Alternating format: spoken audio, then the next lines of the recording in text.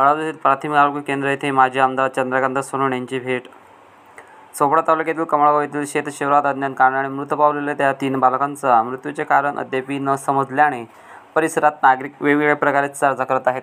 यावेळी माजी आमदार चंद्रकांत सोनवणे यांनी सदर घटनेचा आढावा हा डॉक्टर यांच्याकडून जाणून घेतला व त्यांना सूचनाही देण्यात आल्या असून यावेळी पेशंटची तब्येतीची विचारणाही केली. तसेच जळगाव येथे उपजिल्हा रुग्णालयात उपचार घेत असलेल्या बालकाची फोनद्वारे विचारणा माजी आमदार चंद्रकांत सोनवणे यांनी केली. बालकाची तब्येत चांगली आहे असं यावेळी डॉक्टर यांनी सांगितलं. यावेळी तालुका वैद्यकीय अधिकारी डॉक्टर प्रदीप लासूरकर, वैद्यकीय अधिकारी डॉक्टर कोमल गावंडे, आरोग्यसेवक वाय.आर. पाटील, पी.आर. माडी, सचिन महाजन, नंदू पाटील, अमोल कासा, लोकेश काबरा, जावेद खान, हरीश पाटील, मनोहर पाटील, पी.डी. महाजन सह ग्रामस्थ आदी उपस्थित होते. साहेब, आपण आज आढावत प्राथमिक आरोग्य केंद्र या ठिकाणी भेट दिलेली आहे, नेमकं कारण काय? आढावत प्राथमिक केंद्रामध्ये आमच्या पिंपरी गाव शेतामध्ये राहणाऱ्या 2 आदिवासी कुटुंब, एक लखन बारेला, सीताराम बारेला, यांच्या खाण्यामध्ये किंवा पिण्यात काहीतरी पॉयझनस पदार्थ आले असावे आणि त्या कुटुंबातल्या 3 लोकांना आपला जीव गमवावा लागला.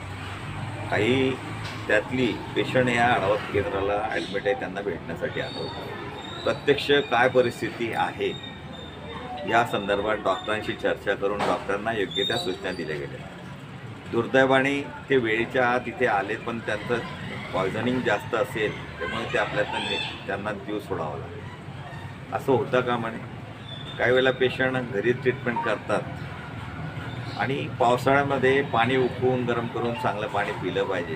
दुर्दैवाने कुठेतरी चूक झाली असेल आणि त्या चुकीचा दुष्परिणाम आपल्याला समोर आलेले आहेत. आज 3 जीव आपल्यातनं गेलेत आणि काही पेशंट जवळजवळ 7-8 पेशंट अजूनही आज दवाखान्यात ॲडमिट आहेत. त्यांना व्यवस्थित मेडिसिन भेटतेत की नाही, त्यांना हॉस्पिटलमध्ये सर्व सोयी उपलब्ध आहेत की नाही त्याची माहिती आणि प्रत्यक्ष त्यांना भेटून काय चालू आहे हे पाहण्यासाठी इथे आलेले.